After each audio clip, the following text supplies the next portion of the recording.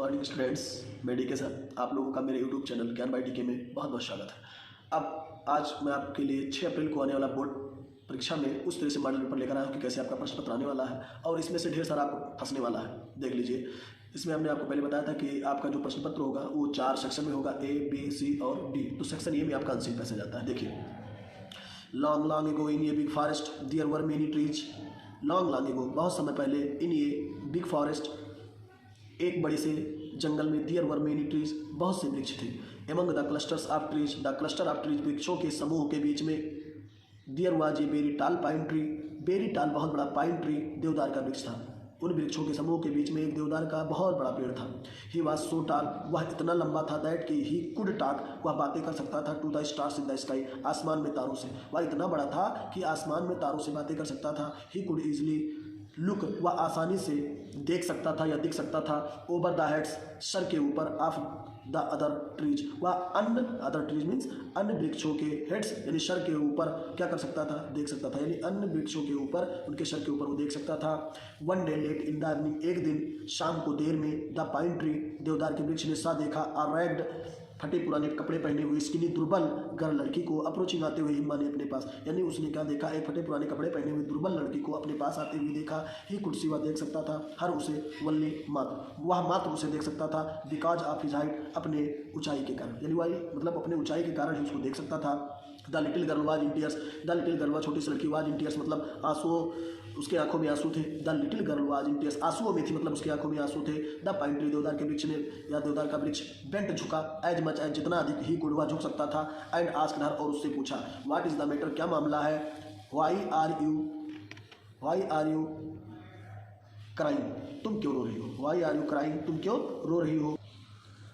The little girl still sobbing replied, the girl, छोटी सी लड़की, still अब भी सॉबिंग, रोती हुई, replied, Uttar the, I was gathering, में इकट्ठा कर रही थी, फ्लावर्स, फूलों को, फॉर ये गार्लिंड, एक हार के लिए, फॉर गॉडेज, देवी दुर्गा यानी देवी दुर्गा के हार के लिए मैं फूलों को इकट्ठा कर रही थी। हूँ, जिसमें आई बिलीव, मैं विश्वास करती हूँ, वुड हेल्प, मदद करेंगी, माई पेरेंट्स, मेरे माता पिता की, टू ओवरकम, सुधारने के लिए या काबू में लाने के लिए, देयर पॉवर्टी, उनके गरीबी को, एंड आई हैव लॉस्ट, और मैंने खो दिया है, माई वे मतलब मेरा रास्ता, यानी अपना रास्ता, यानी मैं उनमें विश्वास करती हूँ कि मेरी मतलब माता पिता के जो है गरीबी को काबू में लाने के लिए वो मेरी मदद करेंगी, मेरे माता पिता की मदद करेंगी, जिसमें मेरा विश्वास है, और इस तरह से मैंने अपना रास्ता खो दिया है। द पाइन ट्री, देवदार के वृक्ष ने, सेड टू द गर्ल, छोटी सी लड़की से बोला, इट इज़ लेट इवनिंग, शाम को देर हो चुकी है, it will not be possible, या संभव नहीं है, फॉर यू, तुम्हारे लिए, टू रिटर्न, वापस जाना, टू योर हाउस, अपने घर, यानी आपके लिए अपने घर वापस जाना संभव नहीं है। which is at the other end, which मतलब जो इज है एट द अदर एंड, दूसरे किनारे पर, ऑफ द फॉरेस्ट, जंगल के, यानी आपका जो घर है वो जंगल के दूसरे किनारे पर है, उतनी टाइम जाना अब संभव नहीं है। स्लीप, सो जाओ, फॉर द नाइट, रात को, एट दिस प्लेस, इसी स्थान पर, और आप इसी स्थान पर सो जाओ। The pine tree pointed out to an open cave like place under him, the pine tree, देवदार के वृक्ष ने, पॉइंट आउट, संकेत किया, टू एन ओपन केव, एक खुले हुए, केव मीन्स गुफा, लाइक प्लेस यानी गुफा की तरह रहने वाले, खुले गुफा की तरह रहने वाले स्थान की ओर संकेत किया, अंडर ही मतलब अपने नीचे, नहीं उस पेड़ के नीचे ही जो था उसी के नीचे उसने उसको संकेत किया कि वहीं पे जाकर के सो जाओ। अब देखिए, the little girl was frightened, वो जो छोटी सी लड़की थी वो डरी हुई थी, ऑफ विल्ड एनिमल्स, जंगली जानवरों से, यानी वो छोटी सी लड़की जंगली जानवरों से डरी। अब देखिए, the girl quickly crept, the girl, लड़की, क्विकली, जल्दी से, क्रेप्ट, रेंगी मतलब रेंग करके चली, into the cave like place, उस गुफादार स्थान की ओर चली रेंगते हुए। द पाइन ट्री, देवदार के वृक्ष, वाज हैप्पी, खुश हो गया, एंड प्लीज, और प्रसन्न हो गया था, विथ हिमसेल्फ, अपने आप से, नहीं उसने इतना अच्छा काम किया था कि उससे वो क्या हो गया था, खुश हो गया था। ही स्टूड लाइक ए सोलिडर, ही वहाँ स्टूड, खड़ा था, लाइक ए सोलिडर, एक रक्षक के रूप में, गार्डिंग, रक्षा करते हुए, यानी एक सैनिक के रूप में, एक रक्षक के रूप में वो खड़ा हुआ था। द प्लेस, उस स्थान पर। द लिटिल गर्ल्स, वो छोटी सी लड़की, वो कब जागी, इन द मॉर्निंग, सुबह में, एंड वाज अमेज़्ड, अचंभा हो गई, आश्चर्यचकित हो गई, टू सी, देख कर, द पाइन ट्री, उस देवदार के वृक्ष को, स्टैंडिंग, खड़े हुए, एज ए गार्ड, एक रक्षक के रूप में, आउटसाइड द केव, उस गुफा के बाहर, यानी उस गुफा के बाहर उस पेड़ को खड़ा हुआ देख करके वो क्या हो गई, आश्चर्यचकित हो गई, एक रक्षक के रूप में। अब देखिए, देन हर गेज, फिर हर गेज, उसकी दृष्टि, ट्रेवल्ड, यात्रा की, टू द हिप, ढेर की तरफ, ऑफ द फ्लावर्स, फूलों की, यानी फिर उसकी नज़र जो है फूलों के ढेर पर पड़ी जो उसने इकट्ठा किया था। दैट, जो सी हैड गैदर्ड, जो उसने इकट्ठा किया था, द प्रीवियस नाइट, पिछली रात को। द फ्लावर्स ले, द फ्लावर्स, फूल ले पड़े हुए थे, विदर्ड, मुरझाए हुए, ऑन द ग्राउंड, जमीन पर, ऑन द ग्राउंड, जमीन पर पड़े हुए थे, मुरझाए हुए। द पाइन ट्री, देवदार के वृक्ष या देवदार का वृक्ष अंडरस्टूड समझ गया व्हाट वाज गोइंग ऑन, क्या चल रहा था इन द गर्ल्स माइंड, लड़की के मन में। अब लड़की के मन में क्या चल रहा था, देवदार का वृक्ष समझ गया। ही रैप्ड, उसने लपेटा, his branches around the nearby flowers tree and shook them gently, branches मतलब उसने अपनी जो है शाखाओं को क्या किया, लपेटा, around the nearby like trees, nearby flower trees. यहाँ कहने का मतलब यह है कि उसने क्या किया था, उसके पहले आपने पढ़ा था ही रैप्ड हिज ब्रांचेज, उसने अपने क्या किया, अपने जो है शाखाओं को लपेटा, अराउंड के चारों तरफ, द नियरबी मतलब नज़दीक के फ्लावर्स माने फूलों के, ट्रीज माने वृक्षों को, यानी नज़दीक के फूलों के वृक्षों को उसने क्या किया, उनके ब्रांचों को क्या किया, चारों तरफ से क्या कर लिया, लपेट लिया। एंड सूक देम, और उन्हें हिला दिया, जेंटली नम्रता से, यानी आराम से। द लिटिल गर्ल्स आइज, लड़की की आंखें ब्राइटेंड प्रकाशित हो गई। बट ये ग्रेट सरप्राइज अवेटेड हर, लेकिन एक बड़ा आश्चर्य अभी उसका इंतजार कर रहा था। अवेटेड हर प्रतीक्षा की थी। The pine tree brought out ये bag full of gold coins, the pine tree देवदार के वृक्ष ने ब्रॉट आउट निकाला, ए बैग एक झोला, फुल ऑफ गोल्ड कॉइन जो सोने के सिक्कों से भरा हुआ था, व्हिच हैड बीन लाइंग जो पड़ा हुआ था, फॉर ईयर्स वर्षों से, इन द होल छिद्र में या बिल में, इन इट्स ट्रंक उसके टहनी के, उसके टहनी के वृक्ष में क्या हुआ था, एक खोले में एक मतलब एक छिद्र था, उसमें पड़ा हुआ था वर्षों से। And gave it to the girl, और उसने उस लड़की को दे दिया। विथ टेरी आइज, उस मतलब आंसू भरी आंखों से थैंक, उसने धन्यवाद दिया। हर बेनिफैक्टर एंड बेंट अवे, यानी अपने उस लाभप्रद के लिए क्या किया, वो जो है धन्यवाद दिया उस लाभ के लिए और उस फायदे के लिए, और वहाँ से वो चली गई। अब इसके नीचे ये क्वेश्चन का आंसर हम देते हैं। चलिए क्वेश्चन आंसर की तरफ चलते हैं। देखिए long long a good dot paint away का जो आपने पैसा भी पढ़ा है उसका क्वेश्चन देखिए। पहला क्वेश्चन है why was the little girl crying, लड़की क्यों रो रही थी, तो आपका आंसर है the little girl was crying because she had lost her way. The little girl, वह छोटी सी लड़की, वाज क्राइंग रो रही थी, बिकॉज क्योंकि सी हैड लॉस्ट हर वे, उसने अपना क्या कर दिया था, मार्ग को खो दिया था। ही उसने हैड लॉस्ट खो दिया था, हर वे अपने मार्ग को, व्हाइल कलेक्टिंग इकट्ठा करते हुए, फ्लावर्स फूलों को, यानी फूलों को इकट्ठा करते हुए उसने खो दिया था। अब किसके लिए फूल इकट्ठा करी थी, फॉर ये गार्लैंड, एक हार के लिए, आप गॉडेस दुर्गा, यानी देवी दुर्गा के हार के लिए वो जो फूलों को इकट्ठा कर रही थी, उसी दौरान उसने अपना मार्ग क्या कर दिया था, खो दिया था। हु सी बिलीव्ड, हु जो या जिसमें सी वह बिलीव्ड विश्वास करती थी, वुड हेल्प मदद करेंगी, हर पेरेंट्स उसके माता पिता का, टू ओवरकम काबू में लाने के लिए, देयर पॉवर्टी उनके गरीबी को, यानी जिसमें वह विश्वास करती थी कि उनके माता पिता की गरीबी को काबू में लाने के लिए उनका क्या करेंगी, वो मदद करेंगी। चलिए दूसरे क्वेश्चन की तरफ चलते हैं। दूसरा क्वेश्चन पूछ रहा है what lesson does the story teach us, यह कहानी हमें क्या पाठ सिखाता है, तो आंसर आपका है द स्टोरी टीचर्स अस, यह कहानी हमें सिखाता है, द लेसन यह पाठ, टू बी बनने का, जेंटल नम्र एंड काइंड और दयालु, टू अदर्स दूसरों के प्रति, and help those in need और उनकी सहायता करने की जो है शिक्षा देता है, दोज उनकी जो इन नीड आवश्यकता में है या जरूरत में है। तो इस तरह से आपका दूसरा क्वेश्चन का भी आंसर हो गया। अब क्वेश्चन नंबर तीसरा देखते हैं व्हाट इज मीट, क्या अर्थ है बाय द वर्ड्स, इस शब्द का क्लस्टर, क्लस्टर शब्द का क्या अर्थ है पैराग्राफ 1 में, यानी पैराग्राफ 1 में जो आया है क्लस्टर शब्द, इसका अर्थ क्या है, तो इसका अर्थ है क्लस्टर मीन्स ग्रुप, यानी क्लस्टर मतलब समूह होता है, तो इसका अर्थ ग्रुप होगा, या आप ऐसा भी लिख सकते हो ओनली ग्रुप, यानी इसका आंसर आप केवल ग्रुप लिख सकते हो या फिर क्लस्टर मीन्स ग्रुप। अब आप चलते हैं चौथे क्वेश्चन की ओर। लिख रहा है what is meant by the word withered, paragraph 2, यानी पैराग्राफ 2 में ये जो विदर्ड शब्द है इसका क्या अर्थ है, तो इसमें दिया है विदर्ड मीन्स श्रंक, यानी विदर्ड मीन्स मतलब मुरझाया हुआ या सिकुड़ा हुआ, उसका अर्थ भी आप श्रंक कर सकते हो, मुरझाया हुआ या सिकुड़ा हुआ, तो आप या तो केवल श्रंक लिख दो तब भी हो जाएगा। तो इस वजह से अनसीन पैसेज का क्वेश्चन आंसर भी समाप्त हुआ। क्वेश्चन बी की तरफ चलते हैं। इसमें आपके 2 क्वेश्चन होंगे। पहले क्वेश्चन में होगा कि आप या तो एक लेटर लिखिए और या फिर आप एक एप्लीकेशन लिखिए। सब्जेक्ट आपका दिया रहेगा वैसे किस पे आपको लेटर लिखना है या किस पे आपको एप्लीकेशन लिखना है। चलिए मैंने आपको लेटर लिखना बता रहा हूँ। पहले इसमें आपका ये लेटर आने वाला है, ये समझ लीजिए, इसको आप पूरी तरह से तैयार कर लीजिएगा। इसमें कह रहा है write a letter of condolence, यहाँ देख लीजिए, write a letter of condolence to your friend on the death of his mother. कह रहा है राइट एक पत्र लिखिए, अ लेटर एक पत्र लिखिए, ऑफ कंडोलेंस शोक का, टू योर फ्रेंड अपने मित्र को, यानी अपने मित्र को आप एक शोक पत्र लिखिए, ऑन द डेथ मृत्यु पर या निधन पर, ऑफ हिज मदर यानी उसके माँ के, यानी अपने मित्र के माँ के निधन पर आप अपने मित्र को एक शोक पत्र लिखिए। तो चलिए बताते कि कैसे लिखा जाता है शोक पत्र। पहला नंबर तो आप अपने मित्र का पता यहाँ लिखेंगे, जैसे हमने लिख दिया पचपड़वा बलरामपुर, डेट यहाँ डेट डाल दीजिएगा, जैसे मैंने 6 अप्रैल को आपका पेपर है तो 6 अप्रैल 2022 मैंने लिख दिया 2022। अब आप यहाँ से लिखना स्टार्ट करोगे। चलिए यहाँ से हम अपने मित्र को संबोधित करेंगे, डियर प्रताप, जैसे मैंने एक नाम लिख दिया Pratap.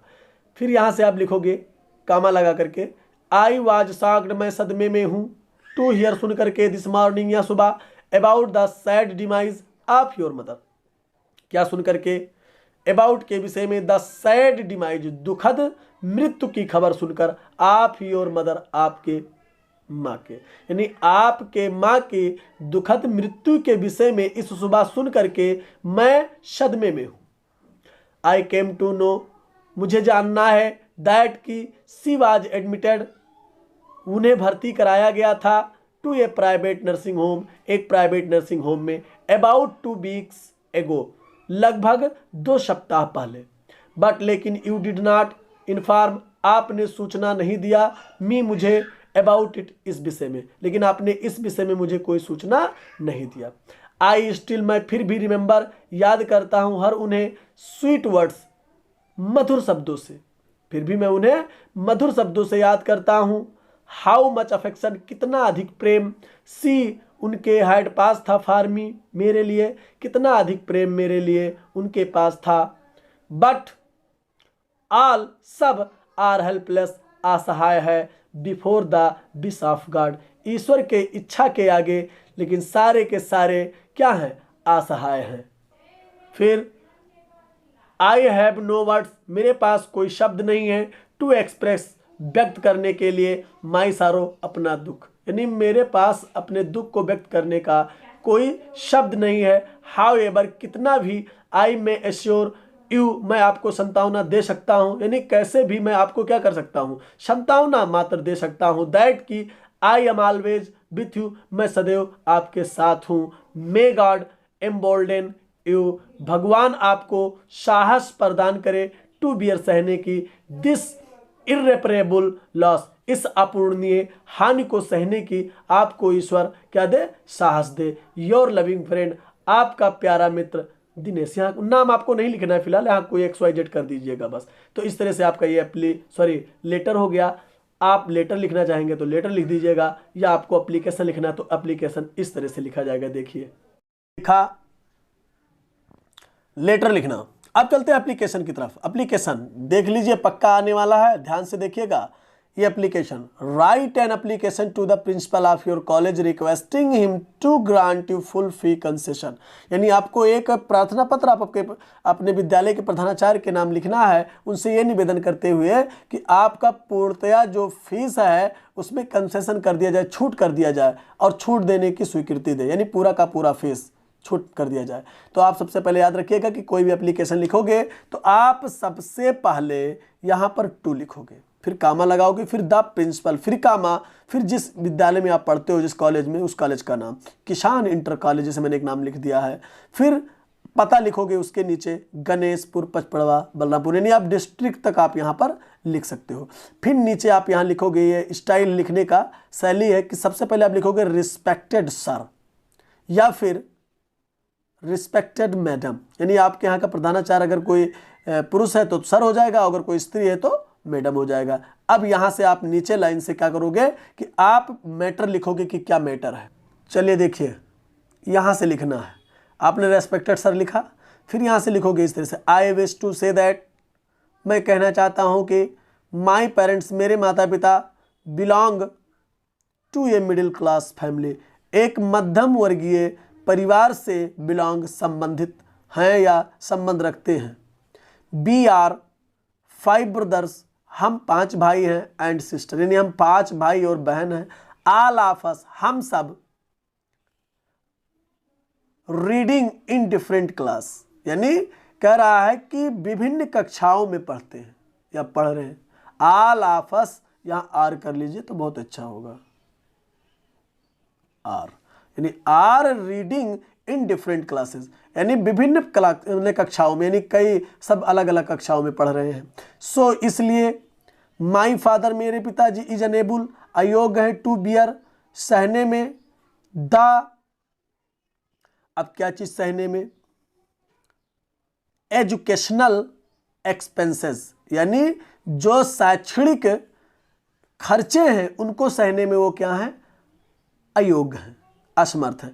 Of all the children, सभी बच्चों के, यानी सभी लड़कों का जो एजुकेशनल यानी शैक्षणिक एक्सपेंसेस मतलब खर्च हैं उनको सहने में क्या है मेरे पिताजी, अयोग्य है या असमर्थ है।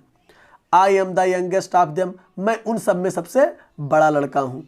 फिर कह रहा है I am I student of class 10th ए, मैं कक्षा 10 ये का विद्यार्थी हूँ। इन योर कॉलेज, आपके विद्यालय में, आपके विद्यालय में मैं कक्षा 10 का एक विद्यार्थी हूँ। अब उसमें कह रहा आई हैव बीन स्टडिंग, मैं पढ़ रहा हूँ हियर, यहाँ फॉर द लास्ट 3 ईयर्स, पिछले 3 वर्षों से मैं यहाँ पर पढ़ रहा हूँ। आई हैव ऑलवेज ऑब्टेन्ड, मैंने हमेशा प्राप्त किया है हाईएस्ट मार्क्स यानी सर्वोच्च अंक इन माई क्लास, अपनी कक्षा में। सो इसलिए आई रिक्वेस्ट यू, मैं आपसे निवेदन करता हूँ, टू ग्रांट मी, स्वीकृति देने के लिए, मुझे फुल फी कंसेशन यानी पूर्ण रूप से फीस में यानी शुल्क में छूट देने की क्या करें, स्वीकृति दे। अदरवाइज अन्यथा माई स्टडीज, मेरा जो अध्ययन है, मे बी डिसरप्टेड यानी रुक जा सकता है या रोका जा सकता है। आई शैल बी हाईली ओब्लाइज्ड, मैं आपका बहुत बहुत आभारी रहूँगा, थैंकिंग यू।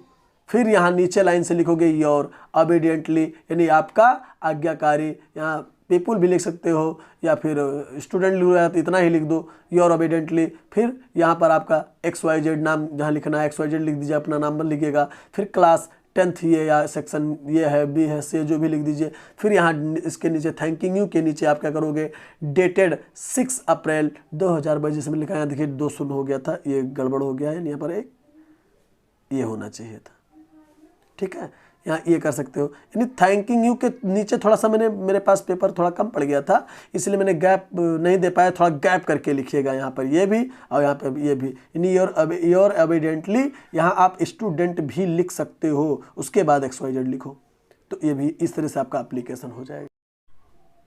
चलिए सेक्शन बी के क्वेश्चन नंबर 2 के तरफ चलते हैं। इसमें क्या होता है, 3 ऑप्शन आपके होते हैं, या तो आपको पैराग्राफ लिखना है, या तो फिर आपको एक आर्टिकल लिखना है, या फिर रिपोर्ट लिखना है। तो आर्टिकल रिपोर्ट में आपको बाद में बता दूंगा। पैराग्राफ एकदम इजी होता है, ऐसे की तरह जैसे पहले ऐसे आता था किसी एक सब्जेक्ट पे, जैसे Indian farmer, favourite teacher, pollution, population आदि पर लिखना होता है। उस तरह से मैं आपको एक एन इंडियन फार्मर पर पैराग्राफ लेकर के आया हूँ। आप इसको रट लीजिएगा, पढ़ लीजिएगा, ये आने वाला है, बस इतना जान लीजिए। मैं आपको इसका हिंदी में आपको बता दे रहा हूँ, इसका मीनिंग बता दे रहा हूँ कि अगर आपको ऐसे नहीं याद होगा तो आपका जब हिंदी आपको याद रहेगा तो आप उसको ट्रांसलेशन बना करके बदल सकते हो अंग्रेजी में। तो चलिए मैं इंडियन फार्मर पे आपको बता रहा हूँ। India is an agricultural country, Bharat एक कृषि प्रधान देश है। मोस्ट ऑफ इट्स पीपुल, इसके ढेर सारे लोग लिव इन विलेजेस, गाँव में रहते हैं। The main occupation of its people, यहाँ के लोगों का मुख्य व्यवसाय इस फार्मिंग, खेती करना है। द इंडियन फार्मर, भारतीय किसान, इज जनरली साधारणतया सिंपल मैन, एक साधारण व्यक्ति होते हैं। ही वियर्स धोती एंड कुर्ता, वह धोती और कुर्ता पहनते हैं, जो अब आप लोग पहनना नहीं पसंद करते हो, बस आपको तो पैंट शर्ट टी शर्ट चाहिए। लेकिन पहले के लोग थे, किसान जो थे, वो धोती और कुर्ता पहनते थे। ऑफ क्लॉथ लाइक खद्दर, किस प्रकार के कपड़े का, खद्दर के कपड़े का, नहीं क्लॉथ लाइक खद्दर, खद्दर के कपड़े का, जो महात्मा गांधी जी के नाम से जाना जाता है, खद्दर चलाने वाले महात्मा गांधी जी ने खद्दर का कपड़ा चलाया था। He does not get time, उनके पास समय नहीं होता है, टू बी सैड, दुखी होने का, एज, क्योंकि ही इज ऑलवेज बिजी, क्योंकि वह सदैव व्यस्त रहते हैं। तो व्यस्त आदमी कभी दुखी नहीं हो सकता, क्यों? क्योंकि जो व्यस्त होता है अपने काम में मस्त होता है, इसलिए उसे खुराफात सोचने का टाइम या समय नहीं होता, इसलिए वो हमेशा प्रसन्न रहता है। फिर नीचे लाइन से दिया है, he is hard working yet he is poor, लेकिन ये बड़ा दयनीय समस्या है कि वह हमेशा कठिन परिश्रमी होता है। He is a hard working, वह कठिन परिश्रमी होता है, यट फिर भी ही इज पुअर, और वह गरीब होता है। यह सबसे बड़ी बात है कि परिश्रम तो सबसे ज्यादा किसान करता है, लेकिन वो होता क्या है, गरीब। आप देखते हैं मेनी फार्मर्स, कई किसान, लिव इन हट्स, झोपड़ियों में रहते हैं। सम लिव इन ऑर्डिनरी हाउसेज, और कुछ लोग साधारण, जैसे सम मतलब कुछ लिव रहते हैं इन ऑर्डिनरी हाउस, कुछ लोग साधारण घरों में रहते हैं। मेड ऑफ मड, यानी जो कीचड़ या मिट्टी से बने होते हैं, यानी जो मिट्टी से बने घर होते हैं, कुछ लोग उन साधारण घरों में रहते हैं। दियर आर दैट्स, जहाँ पर क्या होता है, आर दैट्स मतलब छप्पर होते हैं, ऑन देम मने उनके ऊपर, यानी मिट्टी के दीवारों पर क्या होते हैं, दैट्स यानी छप्परें रखी जाती हैं। तो इस प्रकार के घरों में कुछ लोग रहते हैं। दे आर वेरी स्मॉल, वह बहुत छोटे होते हैं। दे आर नॉट एरी, वह हवादार नहीं होते हैं, अब वह हवादार भी नहीं होते हैं। फिर सम रिच फार्मर्स, कुछ जो है सम कुछ रिच धनी फार्मर्स मीन्स किसान, तो कुछ धनी किसान हैव बिल्ट बना चुके हैं पक्का हाउसेज यानी पक्का मकान, जैसे ईंटों का, ईंट सीमेंट का भी कुछ लोग बनवा चुके हैं अब। एंड इंडियन फार्मर, एक भारतीय किसान इज ऑफन अक्सर अनएजुकेटेड, अशिक्षित होता है, यानी अधिकतर जो भारतीय किसान होते हैं क्या होते हैं, अशिक्षित होते हैं। एंड इलिटरेट, वही चीज अशिक्षित होते हैं, यानी दोनों का मतलब ये होता है, अनएजुकेटेड कहिए या इलिटरेट कहिए, यानी क्या होते हैं, अशिक्षित होते हैं, जाहिल होते हैं, ऐसा कह सकते हो। हिज नॉलेज, उसका ज्ञान इज बेस्ड, आधारित होता है ऑन ओल्ड आइडियाज, पुराने विचारों पर, यानी जो भारतीय किसान होता है उसका जो जानकारी होता है, ज्ञान होता है, पुराने विचारों पर क्या होता है, आधारित होता है। ही इज सुपरस्टिशियस, वह अंधविश्वासी होता है। नाउ अब मेनी फार्मर्स, अब कई किसान ट्राई, कोशिश करते हैं, टू नो, जानने का, न्यू मेथड्स, नए तरीकों का, फार्मिंग, खेती का, यानी अब कुछ जो किसान है वो खेती करने के नए तरीके को जानने का प्रयास करते हैं। दे नो, वह जानते हैं, मच, अधिक, अबाउट, बारे में, फर्टिलाइजर्स, खाद, यानी वह ज्यादातर किसके बारे में जानते हैं, खाद के बारे में जानते हैं। अब देखिए, ये फार्मर जनरली, एक किसान साधारणतः राइजेस, उठता है, अर्ली, जल्दी में, इन द मॉर्निंग, सुबह में। तो एक जो साधारण किसान होता है वो सुबह में जल्दी उठता है। He goes to his field, वो अपने खेत को जाता है, विथ हिज बुलक्स, अपने बैलों के साथ, एंड ए प्लाउ, और हल के साथ, यानी वो अपने बैलों और हल के साथ खेत जाता है। ही स्टार्ट्स, वह प्रारंभ कर देता है, वर्किंग, काम करना, अब वो काम करना प्रारंभ कर देता है। एंड, और वर्क्स, काम करता रहता है, टिल, तब तक, तो वह काम करता रहता है, टिल हिज वाइफ, जब तक, हिज वाइफ उसकी पत्नी, ब्रिंग्स, लाती है, फूड, भोजन, फॉर हिम, उसके लिए, एट नून, दोपहर में, यानी जब तक उसकी बीवी दोपहर में उसके लिए भोजन लाती है तब तक वो काम करता रहता है। ही टेक्स हिज फूड, वो अपना भोजन खाता है, एंड देन टेक्स रेस्ट, और फिर वो आराम करता है, फॉर समटाइम्स, कुछ देर तक, और वह फिर कुछ देर तक आराम करता है। देन ही स्टार्ट्स, और वह फिर प्रारंभ कर देता है, हिज वर्क, अपना काम, और फिर वो अपना काम क्या कर देता है, प्रारंभ कर देता है। काम करने के बाद ही गोज ऑन वर्किंग, वह काम करता रहता है, टिल इवनिंग, शाम तक, वह शाम तक अपना काम करता रहता है। इन द इवनिंग, शाम में, ही रिटर्न्स, वह वापस जाता है, होम, अपने घर को, फिर वो शाम को अपने घर वापस जाता है। सच, इस प्रकार, या ऐसा, is the life of an Indian farmer, तो इस प्रकार का, यानी ऐसा, इज द लाइफ, जीवन है, ऑफ एन इंडियन फार्मर, एक भारतीय किसान का। एट नाइट, रात में, ही गोज टू चौपाल, वह चौपाल को जाता है। ही एंजॉयज, वह आनंद लेता है, सॉन्ग्स, गीतों का, एंड ड्रामाज, और नाटकों का। समटाइम्स, कभी कभी, ही स्मोक्स, हुक्का, वह हुक्का पीता है, कभी कभी वो क्या करता है, हुक्का पीता है। समटाइम्स, कभी कभी, he goes to fair also, और वो कभी कभी, सॉरी एक लाइन छूट गया, यहाँ देख ले, तो कभी कभी वो हुक्का पीता है। उसके बाद he likes the stories of आला उदल, वह आला उदल के कहानियों को क्या करता है, पसंद करता है। समटाइम्स, कभी कभी, he goes to fairs also, वह कभी कभी मेला भी जाता है। ये फार्मर इज द बैकबोन, एक किसान जो होता है वो रीढ़ की हड्डी होता है, ऑफ आवर सोसाइटी, अपने समाज का, यानी एक किसान अपने समाज का ये रीढ़ का हड्डी होता है।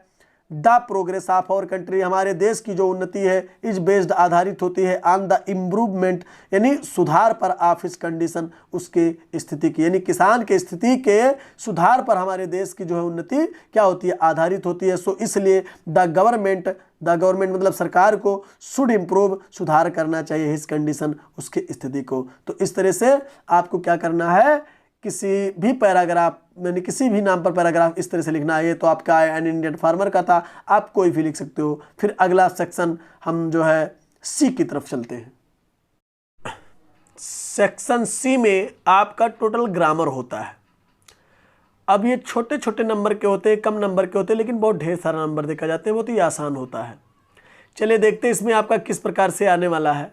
सेक्शन सी में इसमें दिया हुआ है, do as indicated against each of the following sentences. Do माने करो, एज ऐसा या जिस तरह से, इंडिकेटेड माने निर्देशित किया गया है, अगेंस्ट माने सामने, each of the following sentences यानी निम्नलिखित प्रत्येक वाक्यों के सामने जिस तरह से निर्देशित किया गया है वैसा आपको करना है। जैसे पहला इसमें दे दिया है, from the given groups of words, शब्दों के दिए गए समूहों से चूज चुनो द वर्ड, वह शब्द रॉन्गली स्पेल्ड, जो गलत तरह से स्पेलिंग किया गया है, यानी गलत तरह से लिखा गया है, वो चुनो। तो अब आप जब तक इसका अर्थ नहीं जानोगे या पढ़े नहीं होंगे तो तब तक आप लोग इसको जान नहीं पाएंगे। जैसे इसमें दिया है इम्परेटिव, तो आप इम्परेटिव सेंटेंस में पढ़े हैं कि स्पेलिंग क्या होता है, तो इसका भी स्पेलिंग तो भैया सही है। हमको ढूंढना क्या है कि क्या गलत है। फिर कह रहा है इलिसिट, अब इसको छोड़ देते हैं, ये थोड़ा सा गड़बड़ लग रहा है। फिलहाल चले आइए इमिनेंट पर। अब इम्परेटिव मतलब क्या होता है, आदेशात्मक वाक्य, या आप पढ़ चुके हो, आज्ञा सूचक वाक्य, तो इसका स्पेलिंग सही है। फिर कह रहा है इमिनेंट, इमिनेंट का मतलब होता है आसन्न या निकटस्थ या समुपस्थित या मतलब बहुत करीब, तो इसकी भी स्पेलिंग सही है, ये भी सही है। और फिर कह रहा है यहाँ पर इमेचर, इमेचर मतलब मेचर का विलोम है इमेचर, ठीक है। तो इमेचर का मतलब होता है अपरिपक्व या अपूर्ण, तो इसकी भी स्पेलिंग सही है। इसकी स्पेलिंग गलत है क्योंकि इसमें डबल एल होता है, एलिसिट इसका मतलब होता है अवैध, और इसमें डबल एल के स्थान पर केवल सिंगल एल है, इसलिए ये स्पेल्ट यानी रॉन्गली स्पेल्ट है, ये गलत लिखा गया है। तो इस तरह से इसमें डबल एल जब रहता तो ये सही होता, अन्यथा ये गलत है। इसका मतलब क्या होता है, अवैध होता है, अवैध। लेकिन इसमें क्या करना है आपको, इसमें यल को बढ़ा लेना है, डबल एल होगा तब अवैध होगा। इसका मतलब होता है अपरिपक्व या अपूर्ण। इमिनेंट का मतलब होता है आसन्न या निकटस्थ या बहुत करीब। और इम्परेटिव का मतलब तो आप जान ही चुके हो, आदेशात्मक, है ना, वाक्य पढ़े हो, इम्परेटिव सेंटेंस, ठीक। तो इस तरह से आपका ये हुआ। अगला क्वेश्चन देखते हैं। चलिए इसमें दूसरा क्वेश्चन है, rearrange the word clusters to make a meaningful sentences, यानी कह रहा है कि रीअरेंज पुनः व्यवस्थित करो द वर्ड शब्द को, या वर्ड क्लस्टर है शब्द के समूहों को, टू मेक बनाने के लिए ए मीनिंगफुल माने अर्थपूर्ण सेंटेंस मीन्स वाक्य, यानी शब्दों को क्या करो, इनको व्यवस्थित करो अच्छे तरीके से, इन शब्द समूहों को क्या करो, अच्छे तरीके से व्यवस्थित करो। क्या करने के लिए, एक अर्थपूर्ण वाक्य बनाने के लिए। अब जिसमें आपका ऑप्शन दिया रहेगा, जैसे देखिए इसमें कह रहा है, इसमें दिया था एक शब्द कप है, प्रोसेस है, ये है, मेकिंग है, आफ्टी है, और ये है, फिर यहाँ पर एक ये और है, नहीं सॉरी टी है, फिर इज है, फिर बेरी है, फिर सिंपल है, फिर ए है। तो अब आप का सही वाक्य देखिए इस ऑप्शन में क्या बन रहा है। तो आप मीनिंगफुल वाक्य बनाने के लिए शब्दों को इकट्ठा करेंगे तो सबसे पहले आप सब्जेक्ट ढूंढिए। तो इसमें सब्जेक्ट का पता चल नहीं रहा है, कप है कि प्रोसेस है, ये है, मेकिंग है, आफ्टी, इज, वेरी सिंपल है, तो है नहीं। तो आप इस वाक्य में देखिए कि जो सबसे सुटेबल लगे, जैसे लिखा है a cup of tea is making, अब करता ये है, इसके साथ मुख्य क्रिया हो गया तो ये गलत हो गया, ए कप ऑफ टी तो करता हो नहीं सकता, तो ये तो पूर्णतया गलत हो गया। फिर ये cup of tea is very simple making process, तो अब ये कुछ हद तक चल रहा था, ये cup of tea is very simple, यानी एक कप चाय बहुत ही साधारण होता है मेकिंग प्रोसेस, लेकिन बनाने की प्रक्रिया यहाँ ये गलत हो गया, ये नहीं सही लग रहा है। लेकिन यहाँ देखिए क्या कह रहा है, making a cup of tea, एक कप चाय बनाना, इज ये वेरी सिंपल प्रोसेस, एक बहुत साधारण प्रक्रिया है। तो ये वाक्य का अर्थ निकल रहा है अच्छा, डी वाला, यानी making a cup of tea, एक कप चाय बनाना, is a very simple process, एक बहुत ही साधारण प्रक्रिया है। तो ये कहीं ना कहीं आपका सही लग रहा है। फिलहाल चौथा देख लेते हैं, ए वेरी सिंपल प्रोसेस, एक बहुत साधारण प्रक्रिया, इज है मेकिंग कप ऑफ टी, तो चाय बनाना नहीं ये चल पा रहा है, ये शुद्ध नहीं है, इसका मतलब ये भी गलत है। आपका सही क्या निकला, ऑप्शन डी, तो आपका आंसर हो जाएगा डी, ये सही हो गया। अब चलते हैं, इसमें क्या करना था, चूज द करेक्ट ऑप्शन, आप इन चारों में से चूज करना था कि सही वाक्य क्या बना इन ऊपर के शब्द समूहों से। तो आपका ये डी सही लग रहा है, तो डी आपका आंसर हो गया। चलते हैं अगले प्रश्न की ओर। चलिए इसमें तीसरा क्वेश्चन है, कह रहा है by the next month comma be sell dot dot the project, नीचे कह रहा है चूज द करेक्ट ऑप्शन, यानी इसमें जो भरना है, इसमें क्या चीज भरना है, जो खाली स्थान है। तो अब यहाँ पहले आप वाक्य का अर्थ बना लीजिए, बाय द नेक्स्ट मंथ, यानी कह रहा है बाय द नेक्स्ट मंथ, यानी अगले महीने से बी सेल, अब डॉट डॉट हैज कंप्लीटेड, क्या करना है, हैज कंप्लीटिंग, सेल के साथ हैज कंप्लीटेड का प्रयोग होगा कि कंप्लीटिंग होगा। हाँ कंप्लीटिंग हो सकता, अगर यहाँ बी होता तो ये फ्यूचर कॉन्टिन्यूस बन जाता तो बनेगा नहीं। हैज, सेल के साथ हैज का प्रयोग होता नहीं क्योंकि सेल के साथ हैव का प्रयोग होता है। फिर कह रहा है कंप्लीटेड, सेल के साथ, केवल सेल सहायक क्रिया के साथ आप वर्ब का थर्ड फॉर्म नहीं लगा सकते हो। और सेल हैव कंप्लीटेड ये चल सकता है क्योंकि ये फ्यूचर परफेक्ट टेंस में सेल के साथ हैव का प्रयोग होता है प्लस वर्ब का थर्ड फॉर्म। तो आप यहां पर डी वाला ऑप्शन सही करोगे, यानी आप यहां भरोगे क्या, हैव कंप्लीटेड, हैव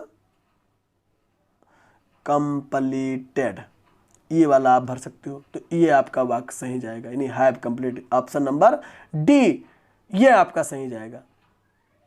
यानी अगले महीने तक हम अपना कार्य कर चुके होंगे या पूर्ण कर चुके होंगे। अब अगले प्रश्न की तरफ चलते हैं। चलिए देखिए चौथा क्वेश्चन क्या कह रहा है, ही फिनिश्ड हिज ब्रेकफास्ट क्विकली, यानी इस वाक्य को आपको क्या करना है, रीराइट, पुनः लिखना है इट इसे into passive voice, passive voice में आपको बदलना है। अब इसमें ऑप्शन आपके 4 दिए हैं, आप इसमें जो है चेक करके देखिए कि कौन सा है। तो मैं आपको पैसिव वॉइस बनाना बता दे रहा हूँ और फिर आप खुद इन चारों में चेक कर लीजिएगा कि कौन सही है। पहला नंबर आप टेंस पहचान लीजिए, क्या ही फिनिश सब्जेक्ट के बाद वर्ब का सेकंड फॉर्म यानी पास्ट इंडेफिनिट, यानी पास्ट इंडेफिनिट का ये अफर्मेटिव सेंटेंस है। अफर्मेटिव सेंटेंस का सूत्र होता है पास्ट इंडेफिनिट टेंस में कि आप क्या करते हो, ऑब्जेक्ट चेंज इनटू सब्जेक्ट। तो इसका ऑब्जेक्ट क्या है, हिज ब्रेकफास्ट। तो आप यहां लिख सकते हो क्या, हिज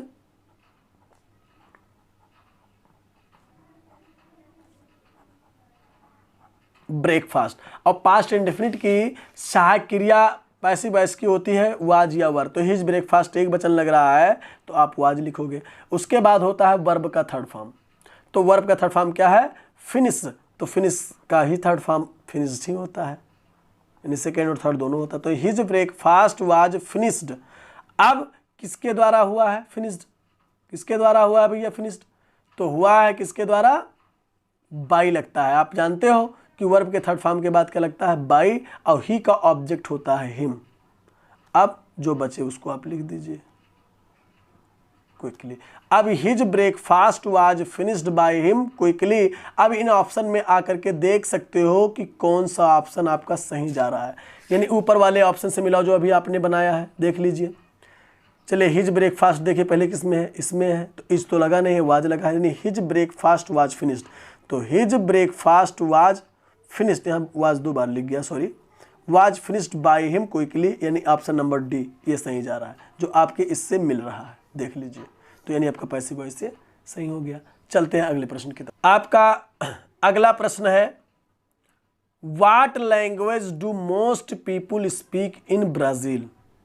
फिर उसमें कह रहा है choose the best word to describe the past of speech in the sentence. यानी इसमें कह रहा है कि इस वाक्य में ये जो अंडरलाइन शब्द आया है स्पीक, ये पार्ट ऑफ स्पीच में किस रूप में है, उसको आपको क्या करना है, चुनना है। चूज द बेस्ट वर्ड, यानी सर्वश्रेष्ठ या सबसे अच्छा शब्द ढूंढिए टू डिस्क्राइब, वर्णन करने वाला द पास्ट ऑफ स्पीच, यानी जो पास्ट ऑफ स्पीच को क्या करता है, वर्णन करता है, उसकी व्याख्या करता है इन द सेंटेंस, मतलब इस वाक्य में।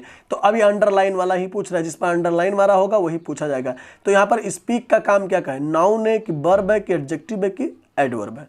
तो अब देखिए क्या कर रहा है, व्हाट लैंग्वेज, कौन सी भाषा, डू मोस्ट पीपुल अधिकतर लोग, स्पीक बोलते हैं इन ब्राजील, ब्राजील में अधिकतर लोग कौन सी भाषा बोलते हैं, बोलते, काम है, काम मीन्स क्रिया, क्रिया कहाँ पर गया, बी नंबर, यानी आपका ये बी हो जाएगा क्रिया। स्पीक बोलना क्रिया का काम करता है, तो ये पार्ट ऑफ इसमें वर्ब का काम करेगा। तो इस तरह से आपका ये स्पीक वर्ब हो गया।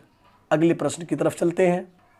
चलिए अगला प्रश्न आपका आ गया है, डॉट डॉट साइंस ब्राइटली, अब fill in the blanks with a, an और द। अब यहां पर कह रहा था, यहाँ पर एक चीज़ गलती हो गई है, यहाँ पे हमको सन लिखना था, यहाँ थोड़ा सा गलती हुआ है। चलिए देखिए अब आपका सन यहाँ पे आ गया। अब यहाँ करना था sun shines brightly, fill in the blanks with a, an और द, यानी आपको यहाँ पर या तो ये भरना है, या तो एन भरना है, या तो द भरना है। तो हमेशा याद रखिएगा कि पृथ्वी, सूर्य, पर्वत का नाम, नदी, है ना, इन सबसे पहले हम किसका प्रयोग करते थे आर्टिकल में, हम आर्टिकल का वीडियो बनाएंगे, आप देख लीजिएगा कि आर्टिकल का प्रयोग कहाँ पे होता है। तो फिलहाल यहाँ पर आप जब कोई यूनिक चीज़ का नाम हो तो वहाँ पर क्या करते हो, दा का प्रयोग करते हो, क्योंकि सन से बड़ा कोई दूसरा उसके स्थान पर है नहीं, ये यूनिक चीज़ है, इसलिए यहाँ पर क्या लगेगा, दा लगेगा। तो इस तरह से ये भी हो गया। फिर अगला क्वेश्चन इसमें, have you posted my letter, इसको कह रहा है rewrite it into passive voice, passive voice में बदलना है। तो सबसे आसान तरीका देखिए, पैसिव वॉइस का सबसे आसान तरीका मैं आपको बना के बता दे रहा हूँ कि आपका पहले टेंस पहचान लीजिए, हैव प्लस वर्ब का थर्ड फॉर्म किस में लगता है, प्रेजेंट परफेक्ट टेंस में लगता है, और ये इंट्रोगेटिव है। तो इंट्रोगेटिव में क्या होता है कि यहाँ पर सहायक क्रिया हैज़ है पहले होगा, तो इसमें भी सहायक क्रिया हैज़ है पहले होगा, लेकिन यहाँ पर यू के अनुसार आपका हैव लगा था, लेकिन यहाँ पर जब ऑब्जेक्ट से सब्जेक्ट बनाएंगे तो इसके अनुसार सहायक क्रिया लगेगा। तो यहाँ पर माई लेटर एक वचन, इसलिए सहायक क्रिया क्या लगेगा, हैज लगेगा, और ऑब्जेक्ट को सब्जेक्ट बना दो माई लेटर। अब माई लेटर के बाद इसमें पैसिव वॉइस में क्या होता है, एक अन्य अतिरिक्त क्रिया आ जाता है बीन, उसके बाद वर्ब का थर्ड फॉर्म वही होगा, पोस्ट का थर्ड फॉर्म पोस्टेड, उसके बाद आप बाई लगाएंगे और फिर ऑब्जेक्ट सब्जेक्ट को ऑब्जेक्ट बनाओगे, यानी सब्जेक्ट क्या था, यू, तो यू का ऑब्जेक्ट यू ही होता है, फिर साइन ऑफ इंट्रोगेशन लगा दोगे, आपका पैसिव वॉइस कंप्लीट हो गया। तो इस तरह से इसका पैसिव वॉइस बनेगा। अगले प्रश्न की तरफ चलते हैं। आपका अगला प्रश्न है, choose the correct preposition from the list and fill in the blanks, यानी इस लिस्ट में से सही आप प्रीपोजिशन चुनिए और जो खाली स्थान है उसको भरिए। तो हमेशा याद रखिएगा कि कंप्लाई के साथ विथ का प्रयोग होता है। हालांकि आपको कहीं कहीं टू भी दिखेगा तो एक्सेप्शनल में आ जाता है, लेकिन आपको विथ का प्रयोग करना है। फिलहाल कंप्लाई के साथ क्या करते हैं, विथ का प्रयोग करते, तो यहाँ पर क्या लिखेंगे, विथ। और कहीं कहीं आपको टू भी मिलेगा, यह बात नहीं है, कंप्लाई टू, तो फिलहाल विथ का प्रयोग लेकिन बेहतर होता है, विथ का प्रयोग लगाएंगे आप। फिर इसमें आपका अगला क्वेश्चन है, देख लीजिएगा कि he was knocked down by a lorry. अब इसको आपको बदलना, रीराइट पैसिव वॉइस। चलिए हम पैसिव वॉइस आपको बनाकर बता दे रहे हैं। ही वाज नॉक्ड, इसमें क्या दिया, rewrite it into active voice दिया, सॉरी पैसिव तो बना ही ऑलरेडी, एक्टिव बनाना है। तो अब इसमें क्या होता है कि आप पैसिव बनाते थे तो ऑब्जेक्ट चेंज इनटू सब्जेक्ट और सब्जेक्ट को ऑब्जेक्ट, तो आप पलट दीजिए, जो यहाँ पर ऑब्जेक्ट है उसको सब्जेक्ट बना दीजिए। ऑब्जेक्ट क्या है, ए लॉरी, तो आप यहाँ क्या लिखोगे, ए लॉरी। अब ये वाज लगा है, इसका मतलब ये पास्ट इंडेफिनिट है, तो पास्ट इंडेफिनिट में क्या होता है, वर्ब का सेकंड फॉर्म लगता है, तो आप क्या लिखोगे, नॉक का सेकंड फॉर्म। एक्टिव बना रहे ना, नॉक्ड प्रीपोजिशन लगा है तो लगा रहने दो, डाउन। अब सब्जेक्ट को ऑब्जेक्ट बना दीजिए, तो ही का ऑब्जेक्ट क्या होता है, बन गया, ए लॉरी नॉक डाउन हिम, आपका ये एक्टिव बन गया। इस तरह से आपका एक्टिव वॉइस हो गया। चलते हैं अगले प्रश्न की तरफ। आपका अगला प्रश्न है, नाइदर ही केम डॉट डॉट, छोड़ दिया है आधा वाक्य, कंप्लीट द सेंटेंस, इस वाक्य को आपको पूरा करना है। तो अर्थ पहले बना लीजिए, कोई भी चीज़ उसके आगे लिख दीजिए जो उसका अर्थ पूर्ण कर देता हो। जैसे नाइदर, ना ही केम, ना वह आया, ना उसने कोई संदेश भेजा, बन सकता नहीं बन सकता है। तो नाइदर ही केम, ना ही वह आया, नार, और ना ही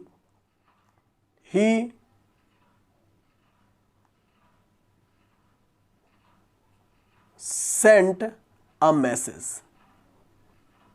ना ही उसने एक संदेश भेजा, यानी ना ही वह आया और ना ही उसने क्या किया, संदेश भेजा। नार मतलब आ गया तो निगेटिव हो गया, पर नाइदर ही केम, ना वह आया, ना ही सेंट ए मैसेज, ना ही उसने क्या किया, एक संदेश भेजा या कोई संदेश भेजा। तो ये आपका वाक्य कंप्लीट हो गया। तो इस तरह से आपको वाक्य बना लेना है, आधा लिखा रहेगा, आधा आप अर्थ निकाल करके बना सकते हो। ठीक, अगले प्रश्न की तरफ चलते हैं। अब आ गया, translate the following passage in English. अब आपका ये जो इंग्लिश आता है, हिंदी आएगा, हिंदी से आपको अंग्रेजी में अनुवाद करना होता है, तो उसका ट्रांसलेशन देखिए बहुत ही आने वाला है परफेक्ट। ये हमेशा याद रखिएगा कि जो मैं आपको पढ़ा रहा हूँ ये बहुत ही इंपॉर्टेंट है, ये हमेशा याद रखिएगा, सीरियसली लीजिएगा, इसको पढ़िएगा ध्यानपूर्वक। चलिए करते हैं, क्या है, हिंदुओं के लिए गंगा एक पवित्र नदी है, टू बी वर्ब है, टू बी वर्ब में कर्ता पहले होता है the Ganga, to be verb में क्या होता है, कर्ता के बाद जो आपका हेल्पिंग वर्ब यानी टू बी वर्ब होता है वो लगाया जाता है, द गंगा एक वचन है तो इज हो जाएगा, तो द गंगा इज। अब क्या है, ये हॉली रिवर एक पवित्र नदी है, फॉर द हिंदू मतलब हिंदुओं के लिए, आपका ट्रांसलेशन बन गया, the Ganga is a holy river for the Hindus, बन गया। फिर अगला क्वेश्चन है इसमें, यह उत्तर भारतीयों के लिए जीवनदायिनी है, तो के कौन सा मतलब जीवनदायिनी है, क्या है जीवनदायिनी भैया, जीवनदायिनी के है, कर्तक पता लगाओ तो यह है, तो it is the life giver. Life giver मतलब जीवनदायिनी, यह जीवनदायिनी है। अब केकरे लिए? टू नॉर्थ इंडियंस, यानी उत्तर भारतीयों के लिए। कितनी आसानी से बन रहा है, ये हो गया। फिर आपका कह रहा है हिंदू गंगा को माँ गंगा कहते हैं, तो कौन कहता है? करता कौन भैया? The Hindus. काल पुकारते हैं या कहते हैं द गंगा, गंगा जी को क्या? मदर गंगा, माँ गंगा कहकर पुकारते हैं। अब अगला देखिए, इसमें है प्रत्येक हिंदू पवित्र गंगा के तट पर जाकर प्रसन्न होता है, तो कौन जाता है भैया? एवरी हिंदू बिकम्स हैप्पी, प्रसन्न हो जाता है, यानी प्रत्येक हिंदू क्या हो जाता है? प्रसन्न हो जाता है। व्हेन, जब, he goes to the bank of holy river. When मतलब जब, ही गोज जाता है, टू द बैंक तट पर, ऑफ होली रिवर पवित्र नदी पर, यानी पवित्र नदी पर। किस नदी पर? हिंदू, प्रत्येक हिंदू पवित्र गंगा के तट पर, यानी होली कहाँ गई? होली रिवर कौन? गंगा। यहाँ आप लिख सकते हो होली रिवर गंगा, आप चाहो तो लिख सकते हो तो और अच्छा लगेगा। हालांकि हो गया, एक बार गंगा का नाम परिचय करा दिया तो हो गया, लेकिन आप लिख सकते हो ऐसे होली रिवर गंगा, यानी आप पवित्र गंगा नदी के तट पर जाकर क्या हो जाते हो? प्रसन्न हो जाते हो। कौन? प्रत्येक हिंदू। ये बन गया। यहाँ मेले भी लगते हैं, तो fairs are also held here. Fairs मेले आर आल्सो भी हेल्ड लगते हैं हियर, यहाँ पर, तो मेले भी यहाँ पर लगते हैं। अगला देखिए, कह रहा है सबसे पवित्र कुंभ मेला प्रति 12 वर्ष पश्चात इलाहाबाद तथा हरिद्वार में लगता है। तो भैया अब पहले कर्ता ढूंढिए। सबसे पवित्र कुंभ मेला कौन लगता है? द होलीएस्ट कुंभा फेयर, यानी सबसे पवित्र कुंभ मेला इज हेल्ड लगता है। अब कहाँ लगता है? इन इलाहाबाद। अरे अब तो प्रयागराज हो गया, हो सकता है आने वाले पेपर में प्रयागराज लिख के आ जाए। तो इन इलाहाबाद एंड हरिद्वार, और कहाँ लगता है? हरिद्वार में लगता है। आफ्टर कितने दिनों के बाद? एवरी 12 ईयर्स, प्रत्येक 12 वर्ष के बाद। तो आसानी से बन गया। फिर कह रहा है ट्रांसलेशन बनाना बहुत आसान है, मैं इसका एक वीडियो बनाऊंगा, बहुत ही आसानी से आप ट्रांसलेशन बनाना देख लोगे। फिलहाल एग्जाम नज़दीक में है, तो ये रट लो जो मैं पढ़ा रहा हूँ, ये रट लो, ये आने वाला है। फिर आपको मैं एक एक पॉइंट का ट्रांसलेशन बनाना बताऊंगा।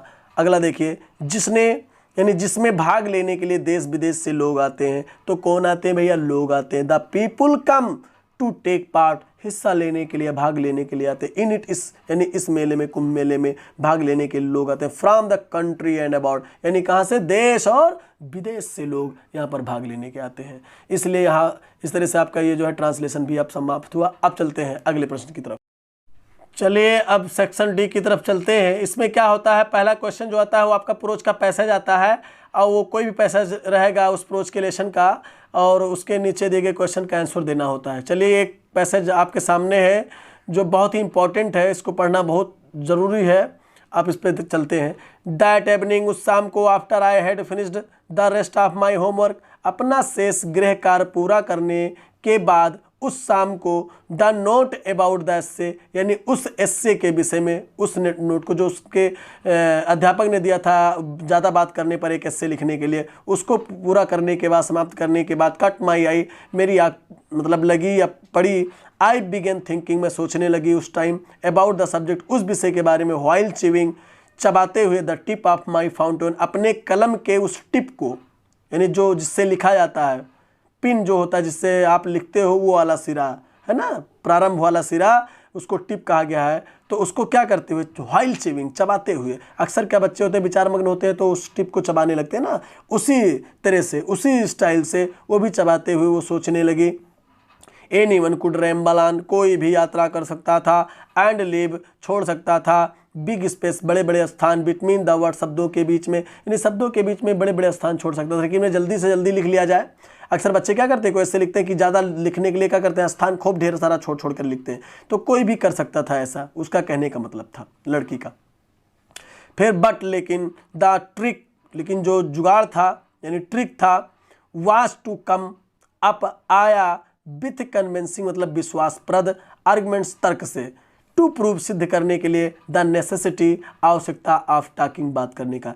लेकिन वहाँ पर क्या करना था उस लड़की को? बात करने की जो आवश्यकता थी उसको क्या करने के लिए? सिद्ध करने के लिए उसको एक विश्वासप्रद तर्क वितर्क की क्या थी? जरूरत थी। तो उसको लाना था दिमाग में कि मतलब वो किस तरह से लिखे कि वो बात करने वाला जो उसका शैली था उसको वो सिद्ध कर सके अध्यापक को।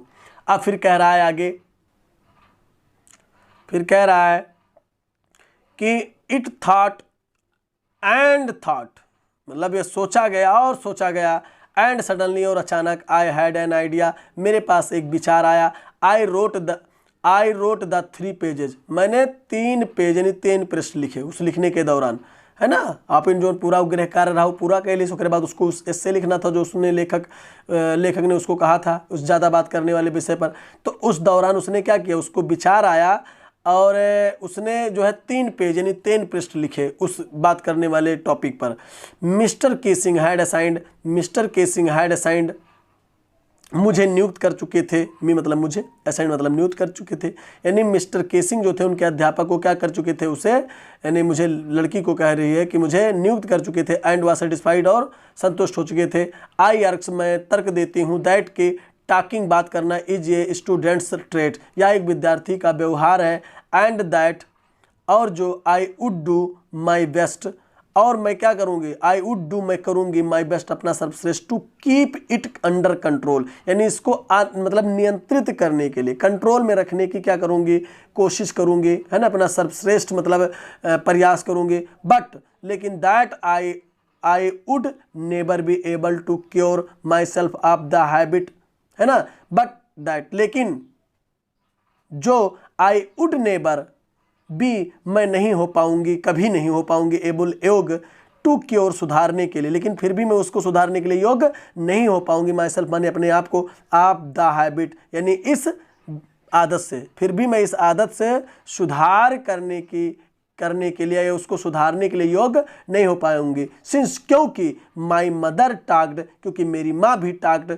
बात करती थी, एज मच एज उतना ही जितना आई डिड मैं भी करती हूँ, इफ नॉट मोर उससे ज़्यादा नहीं, यानी इसका मतलब ये मेरी आदत है और मैं इसको कभी सुधार नहीं पाऊंगी, भले मैं अपना सर्वश्रेष्ठ पर जो है कोशिश करूंगी सुधारने की और मैं उसको सुधार नहीं पाऊंगी क्योंकि मेरी माँ भी मेरी ही इतना बात करती थी, है ना।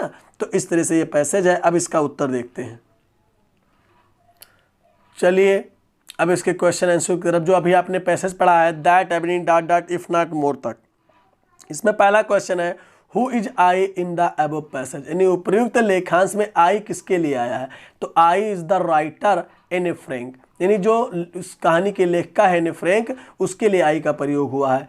इन द अबव पैसेज उपयुक्त लेखांश में, उपयुक्त लेखांश में या गद्यांश में आई शब्द एने फ्रैंक के लिए है, जो है कहानी की स्टोरी की लेखक है ना, ना कि मिस्टर केसिंग के लिए, क्योंकि मिस्टर केसिंग तो लेखक है ना, उसके वो अध्यापक हैं उस वाक्य में, मतलब उस कहानी में, उस लेसन में। चलिए दूसरा क्वेश्चन है who was mister Kesing that assigned the task of writing to the writer, यानी कहने मतलब हु वाज मिस्टर केसिंग कौन थे, दैट जिन्होंने असाइंड सौंप दिया था, द टास्क माने काम, ऑफ राइटिंग माने लिखने का, टू द राइटर माने लेखक को, यानी एने फ्रैंक को लिखने का कार्य जिसने सौंप दिया था वो मिस्टर केसिंग कौन थे। तो आपका आंसर है कि mister casing was the mathematics teacher of the writers class, यानी जो मिस्टर केसिंग थे वह जो थे लेखिका के या लेखक के कक्षा के जो है गणित के अध्यापक थे। तो यह आंसर आपका हो गया। चलते हैं क्वेश्चन नंबर 7वें की तरफ। चलिए क्वेश्चन नंबर 7वां जो ये आपका होता है ये लॉन्ग आंसर टाइप क्वेश्चन होता है। इसमें एक क्वेश्चन आपको करना होता है जो कम से कम 60 शब्दों में हो, यानी 60 शब्दों से अधिक ना हो, उसके अंदर आपको लिखा होना चाहिए और प्रोज का रहता है और एक ही क्वेश्चन लिखना होता है। 2 होगा संभवतः दिया रहता है और लिखना आपको एक होता है, जिसमें लिखा है answer the following long answer type question in about 60 words, यानी 60 शब्दों में लिखना है। अब इसमें कह रहा पहला क्वेश्चन आपका है give the character sketch of Lencho. अब इसमें तो और एक और दे दिया जाएगा, अब दोनों में से केवल एक आपको लिखना होता है। फिलहाल मैं इस क्वेश्चन का आंसर आपके पास लेकर आया हूँ, बहुत ही आसान है और ये संभवतः आने वाला है इस बार बोर्ड परीक्षा में। चलिए देखते हैं इसमें कह रहा है, इस क्वेश्चन में क्या कह रहा है, देखिएगा कि Lencho is the main character of the story a letter to God, यानी कहानी ए लेटर टू गॉड का भगवान के लिए एक पत्र या भगवान के नाम एक पत्र कहानी का मेन चरित्र है, मेन पात्र है। कौन? लेंचो। इसमें कह रहा है पहला, जैसे इसके कई गुण है, ये पुअर मैन, ये एक प्रकार का गरीब व्यक्ति है ना, ये पुअर मैन, ये पुअर फार्मर भी लिख सकते हो यहाँ पर, ये पुअर फार्मर भी लिख सकते हो, ये पुअर मैन के स्थान पर ये पुअर फार्मर। जैसे लेंचो वाज ये पुअर मैन या पुअर फार्मर। लेंचो एक गरीब आदमी था या गरीब किसान था, बट लेकिन 1 ईयर हिज, लेकिन एक वर्ष हिज क्रॉप, उसका जो फसल था वाज टोटली पूरी तरह से रूइंड, बर्बाद हो गया था बाय हेलस्टोन्स, ओले के द्वारा। यानी ओले से एक वर्ष उसका पूरा फसल क्या हो गया था, बर्बाद हो गया था। नो बॉडी हेल्प्ड हिम, किसी व्यक्ति ने उसकी सहायता नहीं की। He was helpless and sad, वह असहाय और दुखी था। दूसरा क्या था, फर्म फेथ इन गॉड, उसका दृढ़ विश्वास था ईश्वर में। Lencho had firm faith in God, Lencho का ईश्वर में दृढ़ विश्वास था। ही बिलीव्ड दैट, वह विश्वास करता था गॉड वुड हेल्प हिम, भगवान उसकी सहायता करेंगे। इन हिज माजरी, उसके दुख में। He would not let him die in hungry, वह उन्हें यानी भगवान उन्हें, किसको, लेंचो को भूखा मरने नहीं देंगे। अब आपका तीसरा आता है इसमें, चलिए देखते हैं तीसरे की तरफ। सिंपल एंड इनोसेंट, यानी वो साधारण और भोला भाला व्यक्ति था। कौन, Lencho. Lencho was very simple, Lencho बहुत ही साधारण, एंड इनोसेंट और निर्दोष या भोला भाला था। ही रोट ये लेटर टू गॉड, उसने भगवान को एक पत्र लिखा।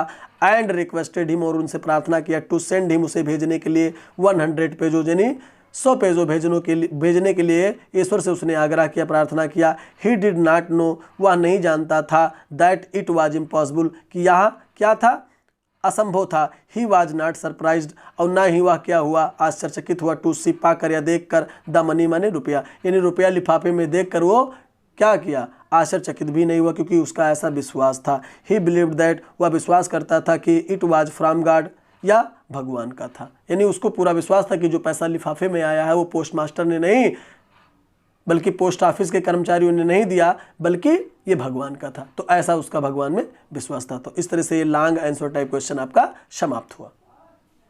अब आपका उसके बाद शॉर्ट आंसर टाइप क्वेश्चन आएगा, ये भी प्रोज का रहेगा।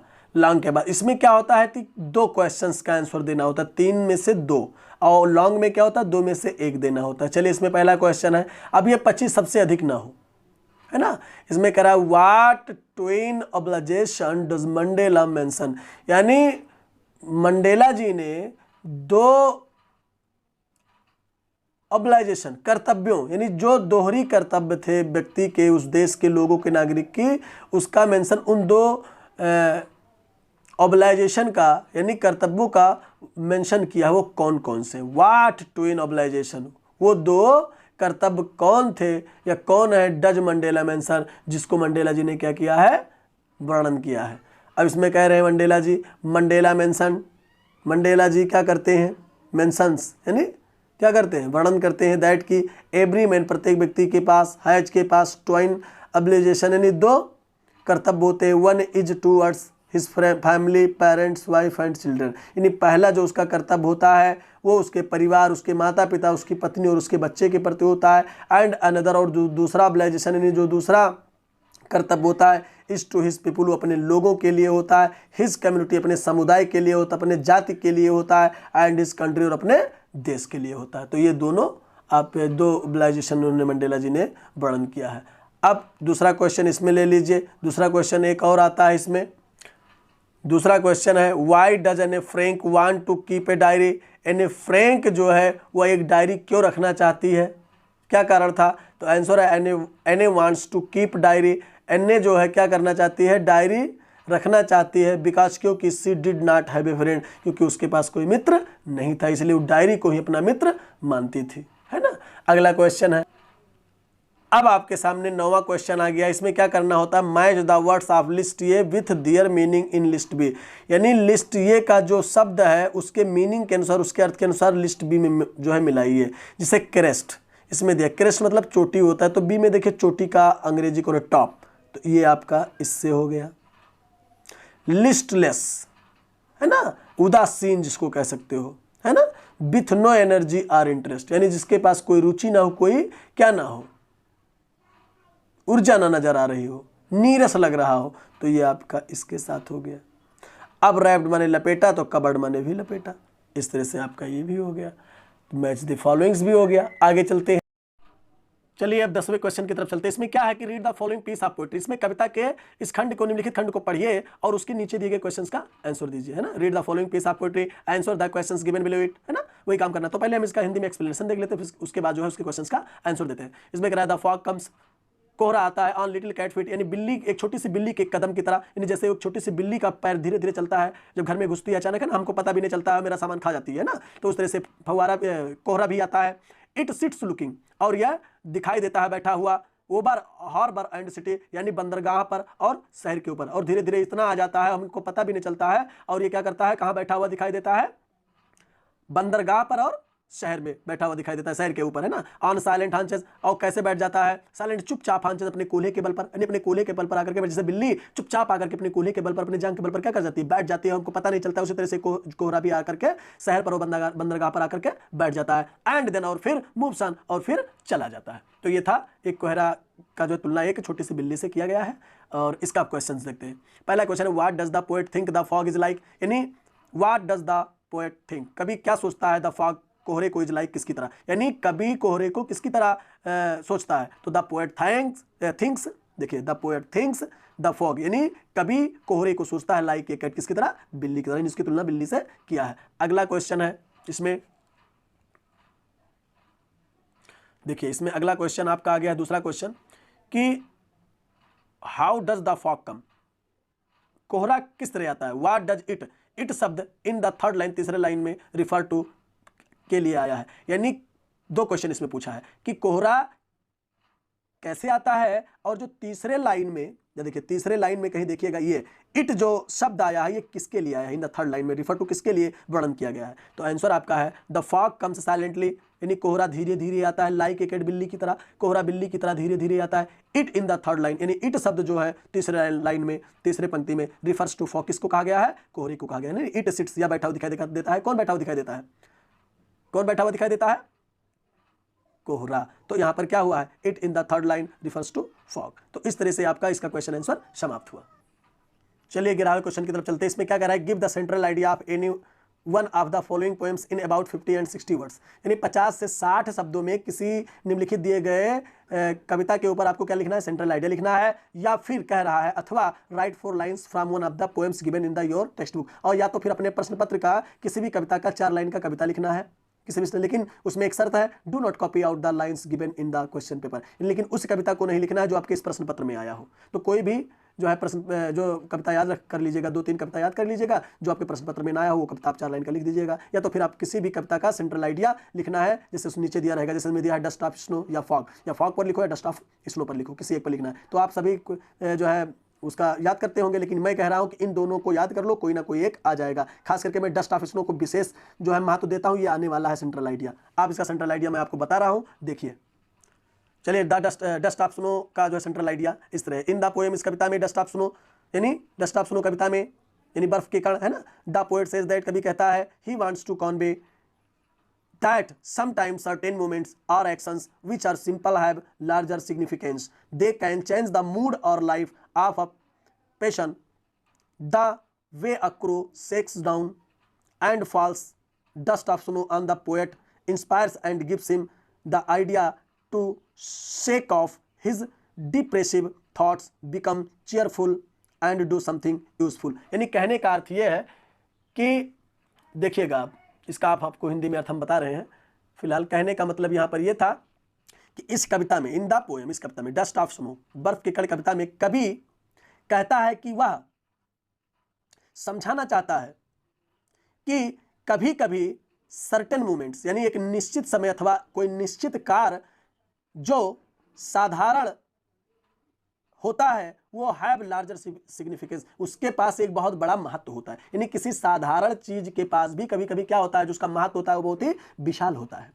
दे कैन चेंज, वे क्या कर सकते हैं, वे बदल सकते हैं द मूड, मनोदशा को, अथवा लाइफ, अथवा लाइफ यानी अथवा जीवन को भी बदल सकते हैं आप, ये पर्सन यानी एक व्यक्ति के, यानी एक व्यक्ति के जीवन को या उनके मनोदशा को क्या कर सकते हैं, बदल सकते हैं। छोटी सी भी चीज, यानी कोई भी चीज तुच्छ नहीं होती है, यानी भाव में, महत्व में तुच्छ नहीं होती है। तो कोई छोटी भी चीज आपके जीवन को या आपके मनोदशा को क्या कर सकती है, कभी भी बदल सकती है। द वे क्रो, जैसे एक प्रकार का कौवा सेक्स डाउन, हिलाता है, and falls dust of snow, और बर्फ के कण गिरते हैं ऑन द पोएट, कवि के ऊपर, और फिर क्या होता है, इंस्पायर, उससे उसको प्रेरणा मिलता है, एंड गिव्स हिम, और वह उसे देता है द आइडिया, क्या देता है, विचार देता है, टू शेक ऑफ हटाने का, हिज डिप्रेसिव माने अपने दुख को, थॉट्स मतलब विचारों को, यानी दुख भरे विचारों को, यानी उदासीन विचारों को हटाने का उसे क्या देता है, एक विचार देता है, और फिर वो क्या हो जाता है, बिकम हो जाता है चेयरफुल मतलब आनंदपूर्ण हो जाता है, प्रसन्नमय हो जाता है, एंड डू समथिंग यूजफुल, और फिर वह कुछ लाभप्रद वाली चीजें करता है। तो ये आपका हो गया सेंट्रल आइडिया। चलिए क्वेश्चन नंबर 12 की तरफ चलते हैं। Answer any two questions in about 25 words each, यानी कह रहा है कि किन्हीं दो प्रश्नों का उत्तर दो। चलिए 2 क्वेश्चन मैं आपको तैयार करवा रहा हूं, ये भी प्रोज का ही रहेगा, ये शॉर्ट आंसर टाइप क्वेश्चन है संभवतः, है ना, कि शॉर्ट आंसर टाइप हो चुका है, सॉरी ये सप्लीमेंट्री का है, ये सप्लीमेंट्री का रहेगा। इसमें भी 3 क्वेश्चन दिए रहेंगे, 2 क्वेश्चन का आंसर आपको लिखना है। जैसे what steps were taken by Mrs Pomfrey when she found tricky या लिटिल सिक, यानी उन्होंने कौन सा कदम उठाया, यानी मिसेस पंफ्रे ने, श्रीमती पंफ्रे जी ने कौन सा कदम उठाया जब उन्होंने अपने ट्रिकी कुत्ते को थोड़ा सा बीमार पाया। तो यहाँ पर आंसर है she gave him some extra food, वो उसे क्या करती थी, अतिरिक्त भोजन देती थी, to replenish his lost energy, यानी उसकी खोई हुई शक्ति को वापस लाने के लिए उसको एक्स्ट्रा यानी अतिरिक्त भोजन देती थी। She gave him some malt, उसे कभी कभी क्या देती थी, कुछ अल्कोहल वाली चीजें देती थी, कॉड लिवर ऑयल, कॉड मछली का तेल देती थी, एंड ए बाउल हॉर्लिक्स, और एक कटोरा हॉर्लिक्स भी देती थी। सी गॉट हिम हॉस्पिटलाइज्ड, और फिर उन्होंने क्या पाया कि उसे उन्होंने क्या करना पड़ा, सी गॉट हिम, उसे करवाई हॉस्पिटलाइज मतलब अस्पताल में भर्ती भी करवाई। तो ये चीज उन्होंने किया। दूसरा क्वेश्चन है, दूसरा क्वेश्चन में कह रहा है कि why did Matilda not want to go to the party, Matilda party में क्यों नहीं जाना चाहते थे, माटिल्डा आंसर है did not want to go to the party, Matilda party में जाना नहीं चाहती थी, एज क्योंकि she did not have a suitable, क्योंकि उसके पास कोई उचित ड्रेस कपड़े नहीं थे, फॉर द ओकेशन माने उस अवसर के लिए, यानी उस अवसर के लिए, उस पार्टी में जाने के लिए उसके पास कोई उचित कपड़े, अच्छे कपड़े नहीं थे, इसलिए वो जाना नहीं चाहती थी। इस तरह से इसका भी क्वेश्चन आंसर आपका समाप्त हुआ। चलिए क्वेश्चन नंबर 13 की तरफ चलते हैं। ये लॉन्ग आंसर टाइप क्वेश्चन रहेगा, ये भी सप्लीमेंट्री का है, इसमें भी 60 शब्दों में लिखना है आपको आंसर। जैसे पहला क्वेश्चन ये है, रख लीजिएगा, बहुत इंपॉर्टेंट क्वेश्चन आने वाला है इस बोर्ड परीक्षा में। Describe the landlords and his wife, यानी उस जमींदार और जमींदार की पत्नी को के एक्सपीरियंस के अनुभव का जो है वर्णन करो विद द स्ट्रेंज साइंटिस्ट, यानी उस विचित्र वैज्ञानिक के साथ जो भी घटना हुई, उस लैंडलॉर्ड और उसकी वाइफ का जो एक्सपीरियंस था उसके साथ हुई झड़प में, उसका आप वर्णन करो। तो आपका आंसर है, देख लीजिए, both Mrs Hall and her husband, श्रीमती हॉल और उसके जो है पति वर सरप्राइज, आश्चर्यचकित हो गए थे, टू फाइंड पाकर द साइंटिस्ट, वैज्ञानिक को साइंटिस्ट रूम, यानी साइंटिस्ट रूम यानी वैज्ञानिक के रूम पा करके क्या हो गए थे, वो आश्चर्यचकित हो गए थे। और क्या पाया था उन्होंने, डोर ओपन मैंने खुला हुआ दरवाजा, यानी क्या देख करके वो आश्चर्यचकित हुए थे। फिर से देख लीजिए कि दोनों लोग मिसेज हॉल और उनके पति देवर सरप्राइज मतलब आश्चर्यचकित हो गए थे, to find the scientist room door open, यानी जो वैज्ञानिक का कमरा था उसके द्वार खुले हुए पा करके वो लोग आश्चर्यचकित हो गए थे। बिकॉज क्योंकि नॉर्मली साधारणतया इट वाज ऑलवेज लॉक्ड, क्योंकि साधारणतया ये क्या होता था, बंद रहता था। फिर देखते हैं व्हेन दे पीप्ड, जब वो झांकते या जब उन्होंने झांका इन अंदर, बट लेकिन नो बॉडी, कोई व्यक्ति वाज देयर नहीं था, लेकिन जब उन्होंने अंदर देखा तो कोई व्यक्ति नहीं था। द क्लॉथ्स एंड बैंडेज, है ना, जो कपड़े थे और जो पट्टियां थी, दैट दे ऑलवेज, और जो हमेशा वो पहनते थे, वर लाइन पड़े हुए थे अबाउट द रूम, कमरे में इधर उधर, यानी जो भी पट्टियां थी या कपड़े थे वो पहनना करते थे हमेशा, वो कमरे में क्या थी, इधर उधर पड़ी हुई थी। सडनली अचानक, Mrs Hall heard, Mrs Hall ने श्रीमती हॉल ने हियर्ड सुना, आ साउंड एक आवाज, एंड द हैट और एक टोपी, ऑन द बेड पोस्ट, यानी बेड पोस्ट पर उन्होंने एक टोपी को देखा, है ना, उन्होंने आवाज सुना और वो जो बेड पोस्ट वाली यानी जो बेड पर रहने वाले जो मतलब बिस्तर होता है उसके ऊपर एक टोपी रखा हुआ था, वो अचानक क्या हुआ, लेफ्ट उछला ऊपर, अप ऊपर, एंड डैश्ड इटसेल्फ, स्वयं धक्का दिया इनटू हर फेस, उनके मुंह पर, किसके, मिसेज हॉल के मुंह पर क्या मारा, उस टोपी आया स्वयं उसको उनको मार दिया, क्योंकि वो था कौन था, तो साइंटिस्ट था, ग्रिफिन था, लेकिन वो दिखाई नहीं पड़ रहा था, केवल टोपी दिखाई पड़ा था, वो टोपी आकर के उनके मुंह पर पड़ा। द बेडरूम चेयर, और फिर बेडरूम यानी उस बेडरूम का, है ना, चेयर कुर्सी, स्प्रिंग उछला, इनटू द एयर हवा में, एंड पुश्ड और धक्का दे दिया, बाथ दोनों को, आप देम उन दोनों को, बाथ आप देम मतलब उन दोनों को धक्का दे दिया, आउट बाहर, आप द रूम कमरे के, और कमरे के बाहर धक्का दे दिया। एंड देन फिर अपीयर्ड गायब हो गया, स्लेम अपीयर्ड स्लेम गायब हो गया, एंड लॉक द डोर, और फिर क्या कर लिया, दरवाजे को बंद कर लिया, आफ्टर देम माने उनके बाद। मिसेज हॉल लगभग फेल डाउन, गिर ही गई थी। शी थॉट, उन्होंने सोचा, दैट की her room was haunted by spirits, और वो ये समझी कि अब उनका कमरा क्या हो गया है, भूतहा हो चुका है, बाय स्पिरिट्स मतलब आत्माओं से भर चुका है, यानी क्योंकि वो दिखाई तो पड़ नहीं रहा था, उनका कमरा क्या हो चुका है, हंटेड हो चुका है। यहां से देखिए, she thought that her room was haunted by spirits, यानी उनका कमरा जो है आत्माओं से क्या हो चुका है, भूतहा हो चुका है, वो डर गई क्योंकि वो दिखाई नहीं पड़ रहा था। तो इस लॉन्ग आंसर टाइप क्वेश्चन को याद कर लीजिएगा, बहुत इंपॉर्टेंट है, आने वाला है। चलिए चलते हैं 14वें क्वेश्चन की तरफ।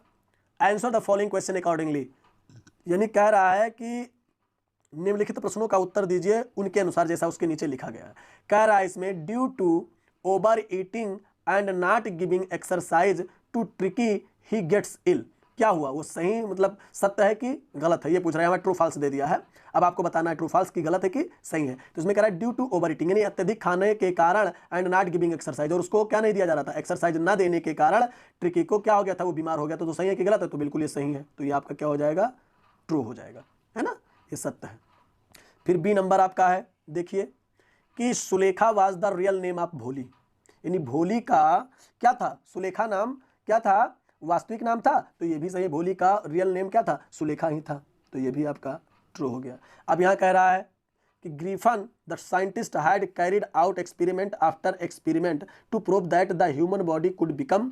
अब यहाँ आपको क्या करना है, कंप्लीट करना है, कंप्लीट द सेंटेंस। यहाँ आपको भरना है क्या सिद्ध करने के लिए उसने ये एक्सपेरिमेंट किया था, है यही तो एक्सपेरिमेंट करने कि ह्यूमन बॉडी कुड बिकम क्या हो सकता है, ट्रांसपेरेंट हो सकता है कि नहीं हो सकता, यानी वो भी क्या पारदर्शी हो सकता है। तो आप यहाँ क्या भर दोगे कि बॉडी कुड बिकम ट्रांसपेरेंट्स, है ना, ये हो सकता है, ये हो सकता है। फिर आपका डी नंबर है, Bishambar Nath said to his friend if I am to marry to Bhole her father must give me. अब वो क्या देना चाहते थे, चलिए 14 के सी की तरफ चलते हैं। इसमें लिखा है ग्रिफन द साइंटिस्ट, ये जो ग्रिफिन वैज्ञानिक था, हैड कैरिड आउट एक्सपेरिमेंट यानी प्रयोग किया हुआ था, आफ्टर एक्सपेरिमेंट मतलब यानी प्रयोग के बाद, यानी प्रयोग के बाद प्रयोग को करता रहता था, टू प्रूव सिद्ध करने के लिए दैट कि द ह्यूमन बॉडी जो मनुष्य का शरीर है कुड बिकम हो सकता है, क्या हो सकता था, किसके लिए प्रयोग किया था कि इनविजिबल हो सकता है, यानी अदृश्य हो सकता है। तो आप यहाँ क्या भरोगे, इनविजिबल भरोगे ना, तो आप यहाँ लिख सकते हो इनविजिबल,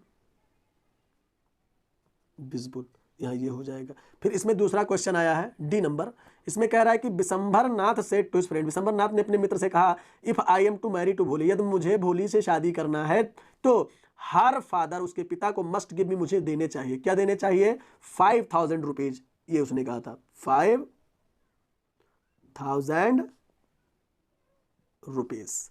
तो इस तरह से आपका ये मॉडल पेपर समाप्त हुआ।